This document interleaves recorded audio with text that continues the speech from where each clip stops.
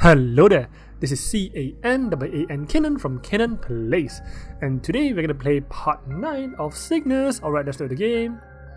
Let's start straight away. Okay, let's start the game, It's so exciting. After scrounging up whatever cash we could find within Mr. Lee's diner, and ordering 3 corpse removal, Marcus took a seat on the opposite side of the room, gesturing me to do the same. Happy to move as far away from the late Lee family as possible, I grabbed a chair facing opposite direction, choosing to glare at Marcus rather than glance over the dead bodies behind me. Oi, don't you look at me like that! It's part of my job, alright? It's part of a job to kill people for no damn reason. Oh please, you want to talk? Besides, now that my cover job with murder is gone thanks to a certain someone, I'll be doing a lot more of this from now. Cover job? Cover job? Exactly what I was thinking. Cover job? What are you talking about? Sai, don't you think I was working with you just because I like to move furniture, did you? Definitely not. I was working for murder to help explain my suspiciously high income. My real job is far more dubious. Come on, man, if you have such a high income, right? I do not think moving furniture would answer for that, right? No, I already gathered that much. I just took a drink. What I mean is, what is your real job? What kind of job means killing people like that? Do you remember Karatsu? The man I told you about in the underground stadium? Yep, I remember him. I work for one of his underling collecting debts, many of which are accumulated in that very stadium. So I think the long hair guy in the stadium is Mr. Karatsu, is it? So Marcus is already working for that man, huh? No wonder he knew so much about the stadium and had keys to that side of the entrance. That doesn't explain why you had to kill those 3. Sai, why are you getting so hung up over a couple of dead cops? Mr. Lee not only failed to pay his debt, he also started dealing drugs on the side, obviously without Karatsu's permission. That kind of deception cannot be tolerated. I agree. He needs to be made an example of. Of course, the mob boss needs to make him an example of. As much as I hate to admit it, I understand what Marcus is saying. So do I. Mr. Lee became indebted to the wrong person, trying to avoid paying what he owed, and his self-respecting crime lord would have him disposed of, which they did. But there's one thing I don't understand. Then what about the girl and his wife? Why should they die because of what he did? You aren't even trying to think for yourself now, are you? There are 2 reasons why I did what I did, and even if you don't agree with them, I'm sure you understand. First, there are many people who care about their lives of their family more than about themselves. By killing the family of someone who does wrong, others are warned of their actions and their actions will impact their loved ones, giving even suicidal reason to think twice. Exactly. Attack their loved one, they will commit suicide. As for the second reason, tell me, Shuho, when a woman and a young girl living in a town like this have their sole source of revenue taken away and an insurmountable debt pushed on them, what do you think will happen? I'm not sure. Sell their body? Debts and no source of money? A little close to home, huh? A little bit. But they aren't true. There are only so many ways ordinary people can make a living in this town. In all likelihood, they wind up working in a massage parlor, or out on the street corner, and even then, they'll never repay their debts. If I didn't kill them, that sort of life would have awaited for them. Or maybe the little girl would have become a cold-blooded killer and killed you instead, like took revenge on you, Marcus. A life of never-ending debt, huh? I don't like that too. The situation may not be ideal, but if there's one thing I'm thankful for, is that our parents left Sara and I money and real estate, not debt. But it's freeze, right? Exactly. Even if we can't touch any of it right now, one day for sure we will inherit what is rightfully ours. So, all cleared up? Yep, I guess so. Yep, sure. But why did you drag me here? I thought you wanted me to learn how to fight. Keen to get in the ring, huh? The reason is, Trustworthy collectors are far more valuable than meatheads who know how to beat each other's brain in. Given your incident with Mudo, the fact that you didn't seem interested in fighting for a living, I thought this might be more up your alley. True, maybe.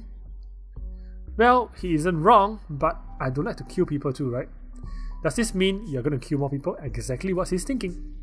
Like you care, but no, chances are that I won't. This visit was an outlier. Most don't turn violent and certainly not fatal.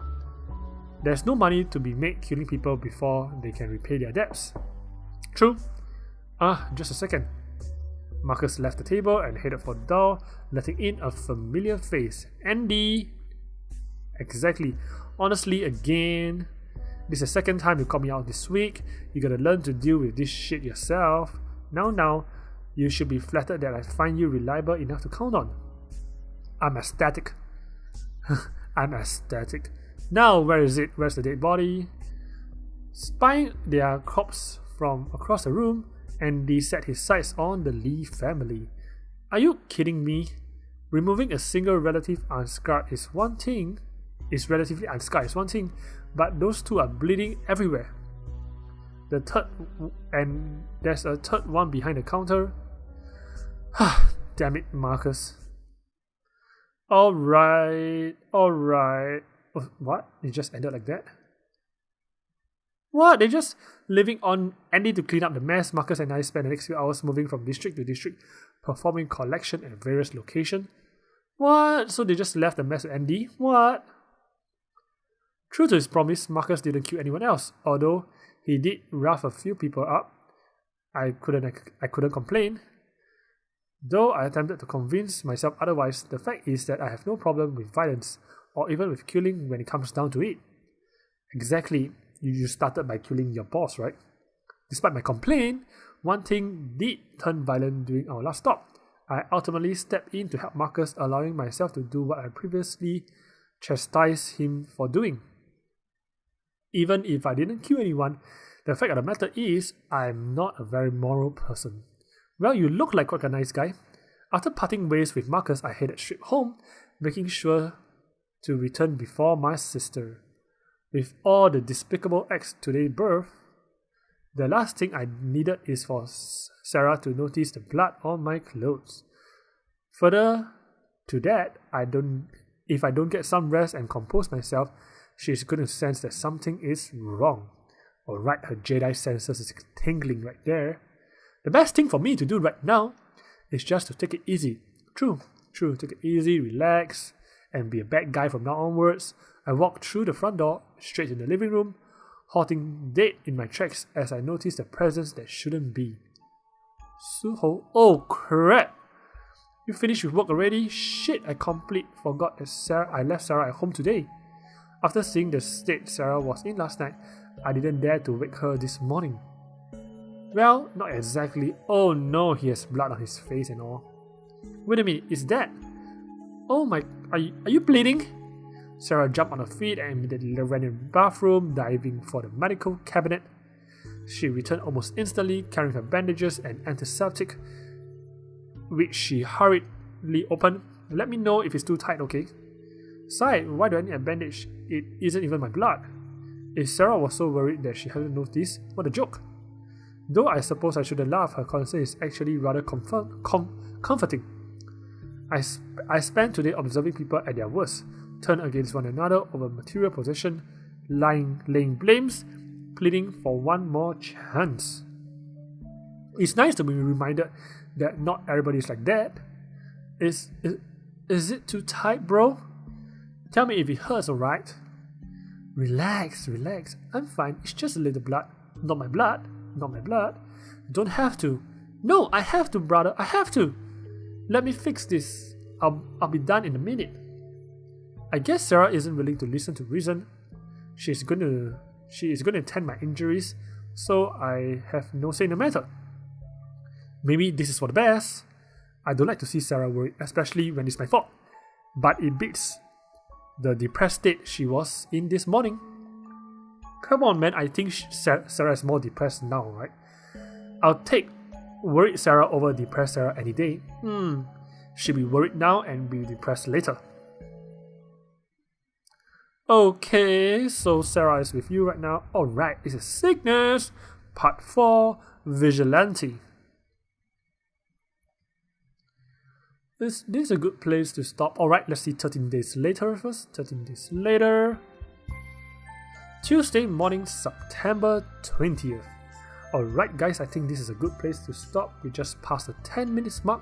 If you like this video, please give me a thumbs up. And also subscribe to my channel. And I'll see you in part 10 of Sickness. Thank you for watching. Bye. Whoa. Did you get scared? Well, subscribe to my channel and I promise you'll never get scared again.